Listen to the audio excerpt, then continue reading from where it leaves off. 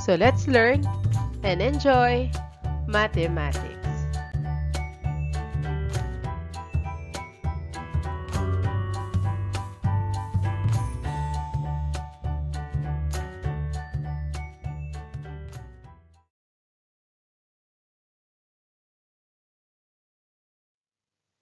What is quadrilaterals? Quadrilaterals, it is a polygon of four sides. These are all examples of quadrilaterals. What is a trapezoid? Trapezoid, it is a quadrilateral with only one pair of parallel sides. The parallel sides is line segment GA that is parallel to line segment EM.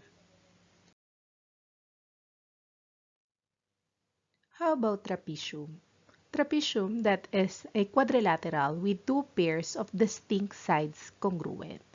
So it means the distinct sides that is segment AD and then another distinct side that is segment BC. So those distinct sides that is congruent. Another pairs of distinct sides that is congruent that is segment AD that is congruent to segment BC. They are not parallel, but segment AB, it is congruent to segment BC. Segment AD, that is congruent to segment BC.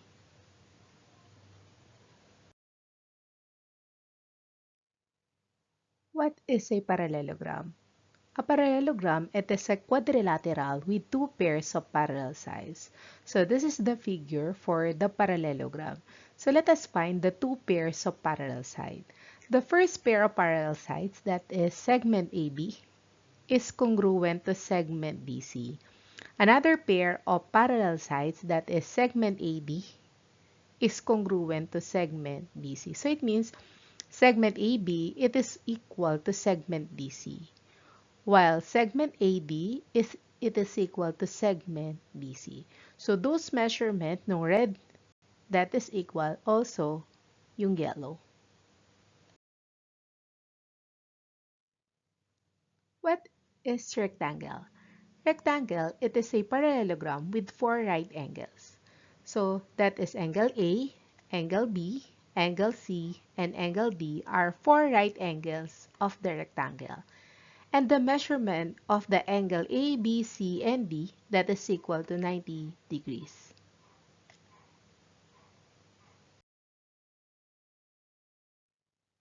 So let us solve the rectangle BOWL. So diagonals are congruent. So line segment BW, it is congruent to line segment OL.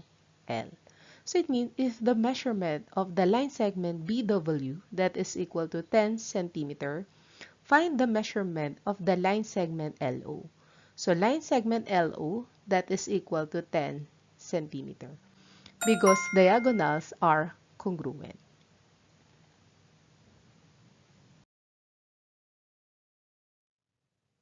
How about example number 1 in a rectangle?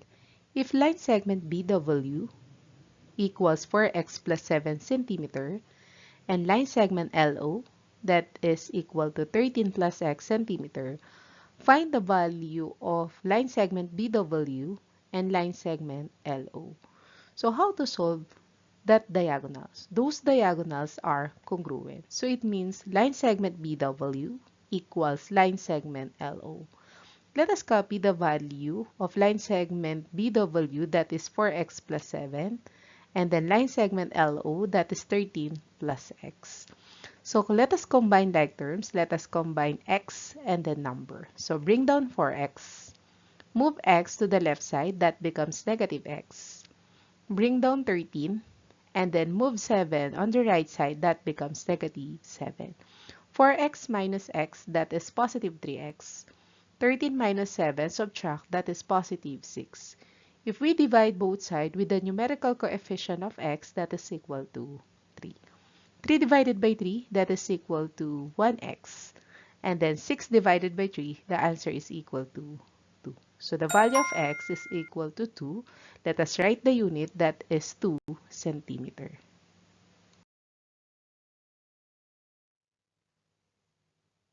line segment BW, it is equal to 4x plus 7. So it means, let us replace the value of x by 2. So 4 times 2 plus 7. 4 times 2, that is equal to 8 plus 7. The answer is equal to 15. And then the unit, that is centimeter.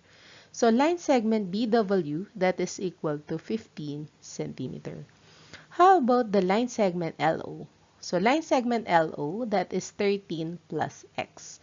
So if we check line segment LO, it is equal to 13 plus 2. 13 plus 2, that is equal to 15. The unit is centimeter. So it means line segment BW is 15 and line segment LO, that is 15 centimeter. So as you observe, line segment BW, it is congruent to line segment LO. So if line segment BW is 15, without solving, line segment LO, that is also equal to 15 centimeter.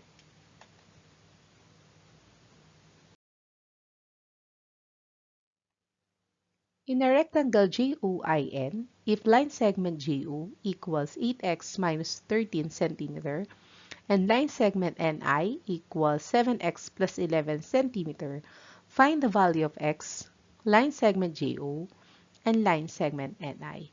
So to be able to solve for the value of x, so let us see, opposite sides are congruent. So it means line segment JO, it is congruent to line segment NI. So JO equals Ni. The given for line segment JO equals 8x minus 13, while line segment Ni equals 7x plus 11. Let us combine like terms, so bring down 8x. Move 7x on the left side, that becomes negative 7x equals, bring down 11. Move negative 13 on the right side, that becomes positive 13. 8x minus 7x, that is positive x. 11 plus 13, that is equal to 24. Copy the unit, that is centimeter. So let us find now the line segment JO. So line segment JO equals 8x minus 13. Let us replace the value of x by 24. So that becomes 8 times 24 minus 13. First, we need to multiply 8 times 24. The answer is 192 minus 13. If we subtract 192 minus 13, the answer is equal to 179 centimeter. So line segment JO equals 179 centimeter. If line segment JO equals 179 centimeter, so opposite sides are congruent. So it means line segment NI, it is also equal to 179 centimeter. So whatever is the value of the line segment JO equals to the value of the line segment NI. How about rhombus? Rhombus, it is a parallelogram with four equal sides, but no right angle. So angle A, B, C, and D, that is not right angle. While the sides, segment AB, segment BC, segment CD, and segment DA are four equal sides. So it means whatever is the measurement of the segment AB, that is also equal to the measurement of the segment BC, measurement of the segment CD, and measurement of the segment DA. Mat is a rhombus. Find the value of x, the measure of the angle MHT, y, line segment MA, and line segment AP. The given line segment MA, that is 2y plus 3, line segment AP, that is 5y minus 6, the measure of the angle M, that is x degree, the measure of the angle H, that is the quantity 2x plus 30 degrees. So let us identify the value of x. So let us get the measure of the angle M plus the measure of the angle H, that is equal to 180 degrees because two consecutive angles are supplementary.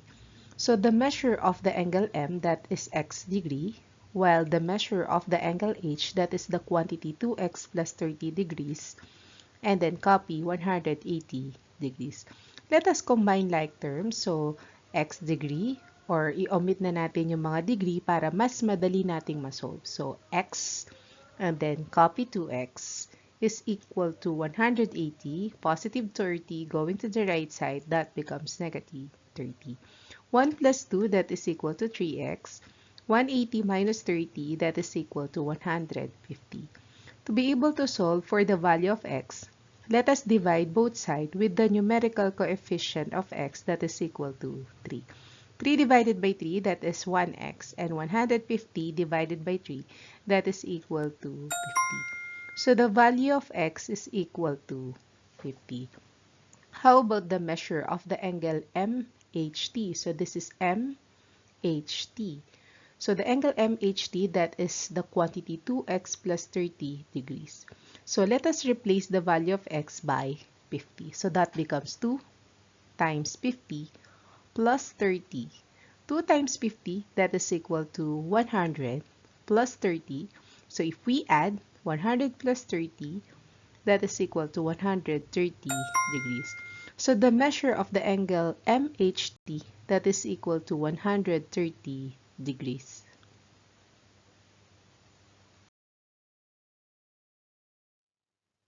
So right now, let us solve for the value of y.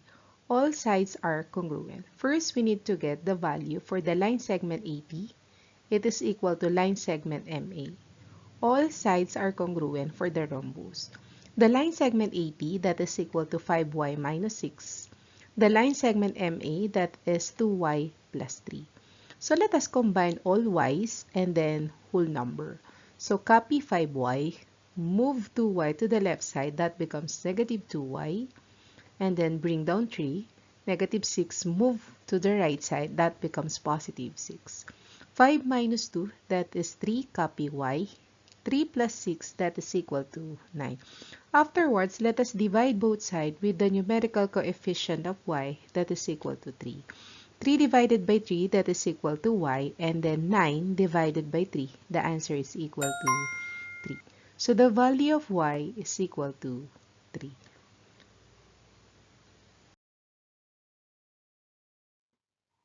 Let us replace the value of y to the given of the line segment MA, that is 2y plus 3. Let us replace y by 3. So that becomes 2 times 3 plus 3. 2 times 3, that is 6 plus 3. So the line segment MA, that is equal to 9. So this one, line segment MA, that is equal to 9. Also, what could be the value of the line segment AP? So the line segment AP, that is also equal to 9 because the sides of a rhombus are congruent. So if we want to try to check line segment AP, it is equal to 5y minus 6. So that becomes 5 times 3 minus 6.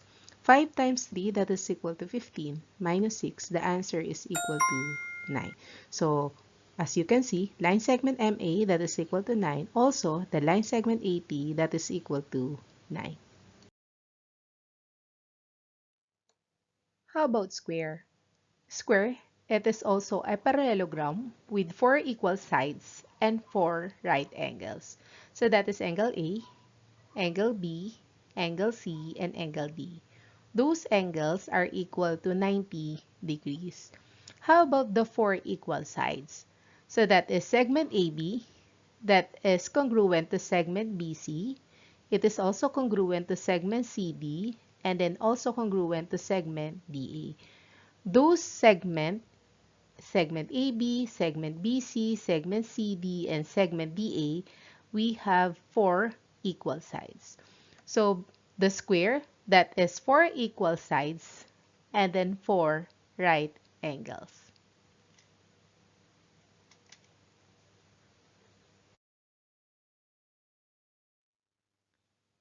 Bit is a square, find the value of x.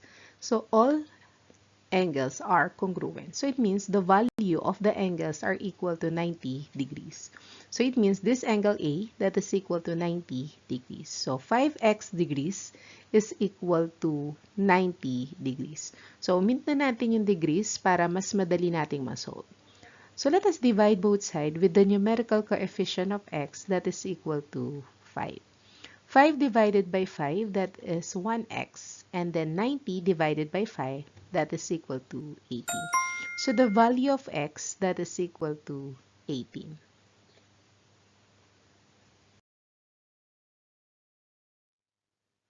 How about example number 5? Late is a square.